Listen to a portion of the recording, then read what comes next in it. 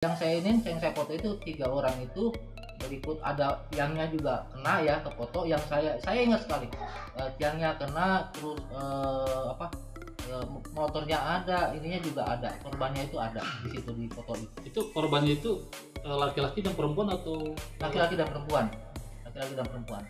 Tapi yang saya perhatikan itu yang laki-laki, karena yang laki-laki itu udah nggak ada pergerakan. Jadi yang mohon maaf ya, sepertinya meninggal di tempat seperti itu. Kemudian sebenarnya si perempuannya sendiri? Perempuannya masih bersuara itu. Dia yang saya ingat itu ngomongnya aduh Allah, ya Allah, aduh gitu kan, seperti itu.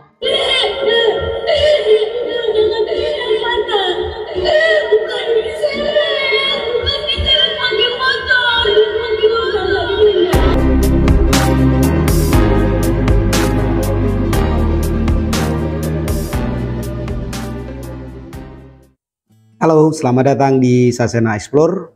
Salam sehat dan salam sejahtera untuk semuanya ya. Oke, kali ini kita selipin dengan kasus Vina.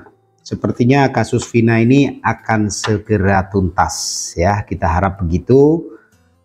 Yang mana awalnya ini kasus yaitu kasus laka lantas, tapi menjadi kasus tindak pidana pembunuhan. Dan narapidana telah divonis ya, yaitu 8 orang. Satu divonis 8 tahun ya, yang 7-nya divonis seumur hidup. Nah, Saka Tatal sudah bebas mengajukan PK.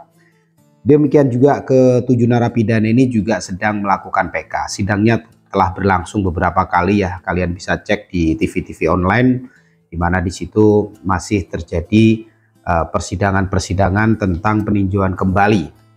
Nah, dari fakta-fakta persidangan ini banyak hal yang menarik ya. Dari saksi-saksi yang dihadirkan oleh pengacara terpidana ini, kita mendapatkan suatu informasi-informasi yang mungkin itulah yang terjadi. Pertama, kalau dari para terpidana sendiri, kita lihat keakraban mereka dan lain sebagainya, ada yang kenal, ada yang tidak. Nah, ini kalau dibilang mereka melakukan suatu pembunuhan berencana kok aneh juga ya. Terus saksi-saksi waktu itu yang memberatkan mereka sudah mencabut ya, seperti Liga Akbar, Dede yang awalnya itu dipakai dalam persidangan, termasuk AF ya, dimana di situ Liga Akbar ini pertama kali mengaku bersama korban ya, dikejar-kejar, terus dia lari ke gang. Vina dan Eki-nya terus dikejar, ini ternyata bohong menurut dia ya. Jadi sudah dicabut keterangannya. Dede juga sama, sebenarnya dia nggak lihat apa-apa. Semua itu atas instruksi atau arahan dari Pak Rudiana dan AF. Yang masih misterius AF-nya di mana sekarang. Nah, itu mungkin nanti akan dihadirkan juga dalam persidangan. Nah, bermunculannya saksi-saksi baru dalam kasus Vina ini seperti Pak Ismail bersama putranya Purnomo yang boncengan saat itu ada acara mau melamar ya, tapi nggak jadi. Artinya mereka mengingat betul peristiwa itu melintas di jembatan Talun tersebut, terjadinya diduga kecelakaan ya. Bisa kita katakan kecelakaan karena memang kedua korban ditemukan di jalan raya lah, artinya laka lantas. Apakah laka lantas itu mengandung unsur pembunuhan atau memang laka lantas murni, ya ini sedang didalami ya. Walaupun ingkrahnya saat itu sudah seumur hidup, yaitu pembunuhan berencana. Sudah ada ruda paksa di situ, diduga ada ruda paksa di situ ya. Oke. Ditambah lagi ada keterangan dari saksi Adi. Ya, seorang musafir dari Kudus yang kebetulan ada di Cirebon sedang beristirahat di jembatan tersebut sembari makan. Ditambah lagi Oki pemilik bengkel. Nah, ini keterangan-keterangan mereka ini mengarah kepada kecelakaan tunggal, di mana Pak Ismail melihat motor zigzag ya, terus jatuh membentur tiang. Begitu juga dengan Adi. Tapi ini kan sebatas keterangan ya, tidak ada bukti digital forensik, foto atau apa dan lain sebagainya. Yang mengejutkan sekarang, itu ada satu saksi, Pak Nasruddin, ya.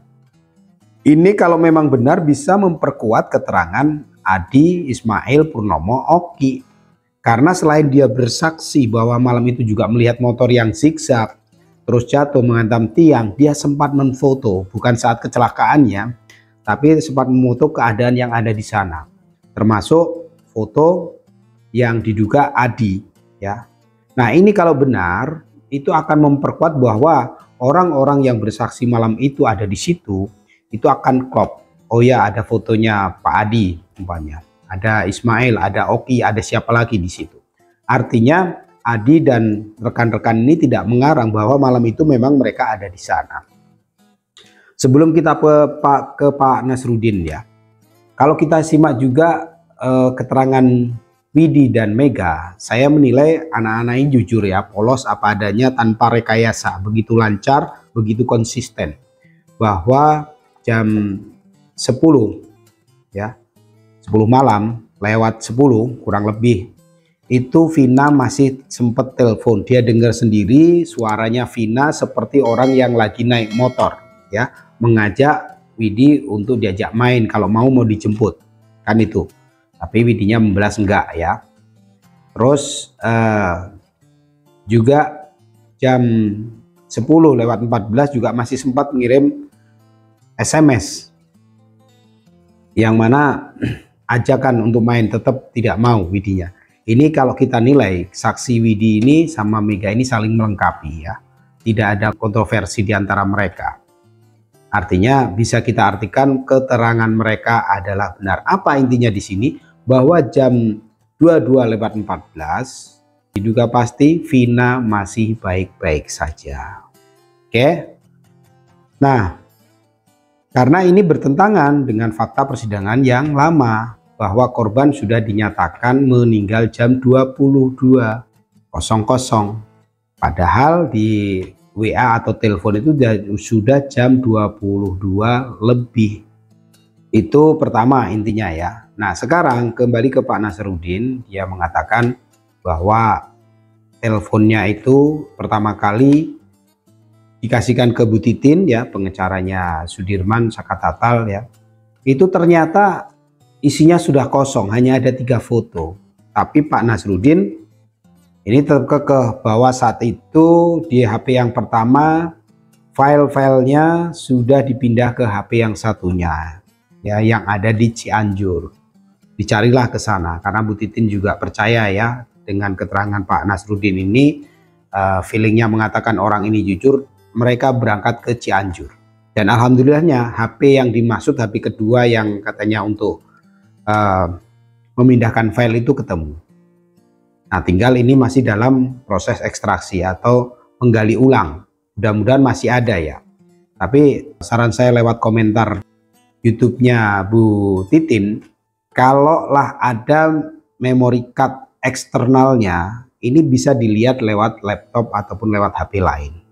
Kecuali memang tidak ada memory card eksternal, adanya pakai memory card internal. Ini memang dibuka harus dalam kondisi HP hidup. Ya, mudah-mudahan, ya. Kalau ini benar, memang foto-foto itu masih tersimpan di HP-nya, saya pikir pengajuan narapidana ini untuk bebas dari segala tuduhan 90% dikabulkan. Terkecuali ada permainan kembali, ya. Kita harap ini fair. Ya, kalau memang mereka 7 terpidana ini tidak terbukti bersalah, kita mohon rehabilitasi namanya dan lain sebagainya, hak-haknya, ya, dikembalikan. Sebelum kita lanjut, ya, coba kita sedikit perhatikan wawancara, ya, dengan Pak Nasruddin didampingi oleh Bu Titin tentang peristiwa malam itu, apa yang ia saksikan dan foto apa aja yang dia ambil di situ, ya. Untuk Bu Titin mohon izin, ya, untuk ikut menyiarkan kesaksian Pak Nasruddin. Yuk kita tonton bersama. Namun sebelumnya saya ambil arah dari Sumber. Sebelum naik itu ada pohon petek. Mohon maaf, ya, saya sempat itu berhenti karena mau buang air kecil di bawah pohon itu. Yang saya ingat seperti itu. Nah, tapi sekarang udah nggak ada pohonnya. Kemudian setelah itu saya naik jembatan. Setelah lewat apa besi ya, besi yang buat menghalang kayak orang nggak terbang apa atau nggak jatuh ke situ, nggak terjun ke bawah. Sampai besi itu saya lihat orang, ada seorang yang duduk, saya khawatirnya saya takut itu begal. Akhirnya saya coba mundur sedikit, jaga jarak, takutnya mereka orang itu bereaksi dan mengejar saya masih ada jarak ya untuk lari. Seperti itu awalnya, tapi nggak ada reaksi. Akhirnya saya diam berdiri sambil merokok, saya nyalain rokok, sambil perhatiin orang itu. Dari sebelah sana itu ada motor berjalan dari arah kota ke arah Sumber, itu berjalan itu bolak belok atau zigzag ya, zigzag. Berapa orang itu? Itu 2 orang. Awalnya saya nggak tahu ya. Satu motor. Awalnya nggak tahu berapa orang, tapi begitu sudah kejadian di sana baru tahu itu berdua boncengan. Karena waktu itu, maaf, jujur aja saya bilang, yang saya lihat itu adalah lampu motornya. Karena waktu itu kan yang saya perhatikan lampu motor. Kalau kita perhatikan motornya ya agak repot juga. Jadi lampunya yang saya perhatikan itu kan karena malam. Nah, setelah kejadian jatuh, tapi sebelum kejadian itu ada motor lagi dari belakang nih, dari arah Sumber menuju dari arah Bapak ya, menuju ke kota kan gitu. Nah ini jatuh, ini datang. Nah, saya kira itu setelah jatuh itu nabrak motor itu. Dikiranya seperti itu. Habis jatuh nabrak motor. Ternyata enggak, ini malah jalan lagi. Dia sempat berhenti sebentar. Terus dia jalan lagi. Ya, dia sempat Purnomo sama Pak. Ya saya kurang tahu ya, kurang tahu kalau itu. Nah kemudian datang lagi motor lagi. Nah kepinggirlah dekat sama yang orang yang dekat pegang begal itu. Nah dia nyebrang bertiga, saya mulai berani itu lebih dekat lagi. Pada saat mereka menyeberang bertiga, itu baru saya foto. Saya sempat ambil foto dulu karena foto saya di tas kan. Saya ambil, saya lebih mendekat lagi, saya foto beberapa kali karena saya khawatir. Nah, saya masih agak jauh, ada motor lagi datang, terus yang tadi itu panggil polisi. Setelah dia bilang panggil polisi, itu baru saya merasa aman. Kenapa? Oh berarti ini bukan orang jahat. Karena kalau kejadian gitu kan, kalau nggak mungkin dia panggil gitu kan. Nah pergilah itu satu motor itu. Nah, baru saya datang dekat. Nah, saya mendekat itu baru nggak lama itu datang motor yang berlawanan arah. Nah itu berbonceng. Ya mungkin warga situ ya, saya pikir warga situ yang mau pulang atau mau kemana gitu, karena dia berani lawan arah. Nah, berhenti, kemudian datang ke situ, nyamperin, gak lama kemudian polisi datang. Nah, polisi kan nyuruh, gitu, buka helmnya, gitu kan, akhirnya dibalikin dulu kan, si badannya itu, posisi badannya yang terungkup itu, dibalikin terlentang, kan gitu. Nah, mau dibuka sama satu orang, tapi yang saya ingat itu nggak jadi itu, ada 2 orang yang buka, bukan 1 orang. Jadi begitu mau dibuka nggak jadi kan, diganti sama orang lain. Yang saya ingat seperti itu. Nah di situ udah kelihatan darah, udah saya nggak kuat. Ditambah lagi memang saya kan ngejar waktu, karena perjalanan dari situ, dari jembatan itu, saya harus jalan kaki sampai makam Sunan Gunung Jati. Ya pernah ya ibu saya ajak ke sana. Makam Sunan Gunung Jati itu masih jauh sekali, mungkin memerlukan waktu kalau jalan kaki itu sekitar 3 jam. Iya memang karena posisinya udah malam ya, saya jalan dulu. Oke, itu tadi ya sedikit cuplikan dari channel YouTube-nya Bu Titin. Untuk lebih lengkap kalian bisa nonton di channelnya Bu Titin ya.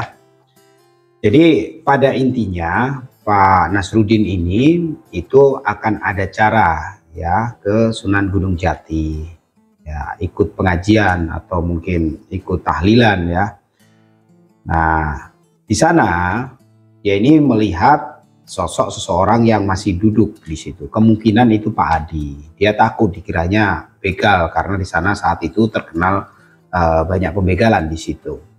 Setelah ada kejadian ini sama dengan yang disaksikan oleh Pak Ismail dan Pak Adi, bahwa ada motor zigzag kecelakaan sampai membentur tiang ya, tubuh korban ini, motornya langsung. Ya intinya keterangan mereka saling memperkuat. Nah, di Pak Nasruddin ini sempat memfoto itu tadi, yaitu 3 orang yang diduga kemungkinan 1 orang ini adalah Adi. Nah, kalau nanti foto ini bisa dilihat kembali saat itu di situ ada siapa saja, ini akan memperkuat keterangan Pak Adi, Ismail, Purnomo, dan Oki. Belum lagi yang lainnya, ya.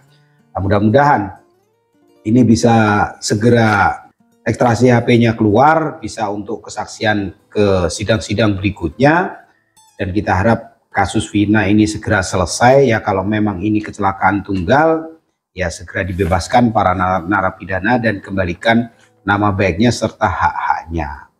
Kalau memang ada indikasi katakanlah memang mungkin terjadi suatu tindak pidana, ya kita berharap tidak salah tangkap ya. Tapi mudah-mudahan setelah ini semuanya clear. Kalau memang di tempo yang lalu itu ada suatu kesalahan prosedural yang tidak pakai penyelidikan, langsung penyidikan, ya, tidak ada surat penangkapan dan lain sebagainya, sidangnya tertutup dan saat itu belum viral, ya sekarang ini sudah menjadi perhatian publik. Kita berharap ini kasus diungkap setransparan mungkin sesuai arahan Presiden Joko Widodo ya. Oke, setiap kasus tidak bisa disamakan antara kasus Vina dan kasus Subang ya. Para subscriber saya karena kebanyakan pemerhati kasus Subang, untuk kasus Vina ini kenapa setelah 8 tahun ya saksi-saksi ini baru pada muncul, karena memang pada saat itu mereka tidak tahu menahu. Bahkan Widi dan Mega saja tidak dipanggil polisi, tidak dimintain keterangan gitu loh. Terus Dede juga nggak dihadirkan saat itu di persidangan. Ya masih banyak hal ya, kejanggalan-kejanggalan. Tentunya kalian yang memperhatikan kasus Vina ini tahu persis kronologinya kayak apa. Di tahun 2016 itu untuk kasus ini tidak begitu viral ya, viral setelah munculnya sebuah film dan di situ disertai dengan adegan kesurupan ya. Nah itu salah satu pemicu Ibtu Rudiana ini kayaknya terpengaruh juga dengan hal itu ya. Namanya orang tua kehilangan anaknya, mungkin juga rasionalitasnya agak terganggu, kita nggak tahu ya. Terus melakukan suatu tindakan-tindakan hanya berdasarkan perasaan dan emosional. Ya mudah-mudahan kasus ini terang benderang ya. Keluarga Vina kalau memang sudah nanti terang benderang bisa menerima dengan ikhlas dan tetap berdoa. Keluarga Eki juga demikian, kita turut berbelasungkawa bagaimanapun sudah terjadi korban ya. Sudah ada 2 korban yang patut memang mendapatkan suatu kepastian ini dibunuh atau laka lantas. Oke, dari saya itu, kalau kalian punya masukan, punya saran, punya pendapat, silahkan cantumkan di kolom komentar. Kita tunggu hasil sidang PK selanjutnya dan kita berharap memang segera selesai. Kurang lebihnya saya mohon maaf. See you next time. Bye-bye.